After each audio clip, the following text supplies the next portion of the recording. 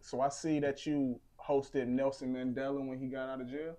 Yes, that was because of another friend named Tone Loke. Tone Low. Okay. Yeah, Oh my yeah. Tone gosh. Loke and I are good Wow. friends. Shout out to Tone Loke. Right. And Tone Loke was like, TK, Nelson Mandela has just gotten out of prison, and they asked me to do that, and the answer was yes immediately, and the rest is history. It was at the LA Coliseum. Man, how was that meeting Nelson Mandela, That was man? phenomenal, yo. I mean, when you're young, you don't really understand the magnitude of what happened. Yeah. As you get older, you understand. Like when I do these interviews, it's really not just for y'all too. It's really for me because I can sit back and really say, yo, I really did that shit. Yeah, yeah, yeah. And I realize when people have said I've been a liar on a lot of things, I don't get mad at them. What I have learned to see is that I have lived. A lot of people are alive, but they haven't lived. Mm-hmm. And I have lived, and that's the big difference. And I hope everybody who's listening or um, and watching me, my hope and prayer for you is that you can live as long and longer than me, and be healthy as me at my age. Shit, I know. I hope that shit. Right. You know what I mean? You really give me inspiration. I'm like, look, if he can do it, I can do it. I'm all about fitness. I love being in Yeah, it's shape and important. eating healthy. She's Yeah. always in the gym. Yeah, I love it. I love it. Yeah. So you came up in an era where you basically had to build your fan base from the ground. You know what I mean? Mm-hmm. So basically, how has social media and online comedy changed the game I for love like you guys, dog. upcoming Yeah, comedians? well, not about the comedians. You guys changed my life. Okay. See, because in the 90s, everybody always knew I was good. Everybody. Let's say there's not a comic from Martin Lawrence Yeah. to Tommy Davidson to Cedric the Entertainer. All of them know that TK Kirkland was good. But some people, some most comics was gatekeeping. So if I got an opportunity, but they knew these people first, they would hate on me, so I couldn't get in Right. because I was that good, Right. right? Right. And then the agents in the business back in the day was the same way because the comedians was influencing the agents, meaning all my street niggas, we was all rich. Right. Right. So I would have to put up money for concerts Yeah.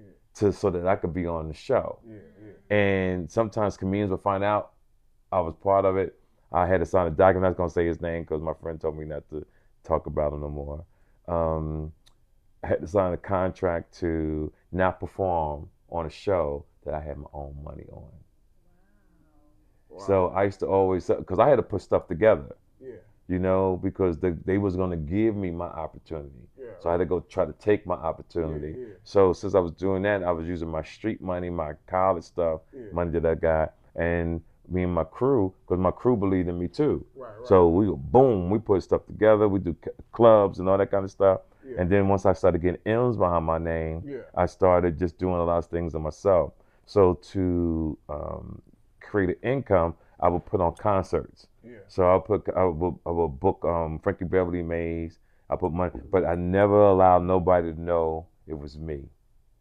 My rule was just to fall back, pay what they had to pay, what I had to pay.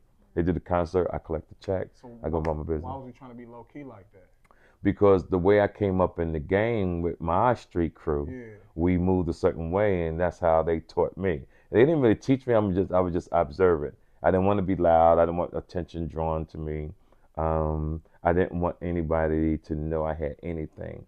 I pretty much wanted to make you think I was rich, but Yeah. not sure. Mm-hmm.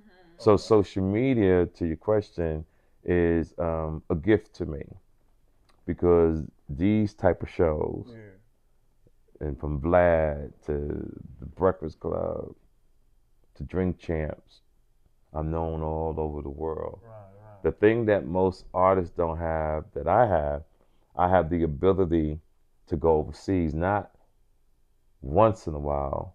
I'm over there all the time, like walking the streets of Atlanta, walking the streets of LA, walking the streets of Chicago. So I'm over there, and because I understand character, I understand people's their purpose, I know who to rock with, who not to rock with, and I rode with some powerful people overseas. Hmm. So social media changed my life. But I knew in the 90s it was going to be young people like you. Okay. I just didn't know that it was going to be social media. I had no idea what it was. Yeah. I just knew young people were going to change my life, and I stuck with this game, and I believed in myself, and boom. So all these shows help, and I don't mind traveling miles to do an interview and say what I got to say because this stuff will be here way after I'm dead and gone. Nice. So this is my blueprint. So one day people will always be able to pull me up in the um, archives or on YouTube or whatever, right? To see T to the motherfucking To K. the motherfucking K.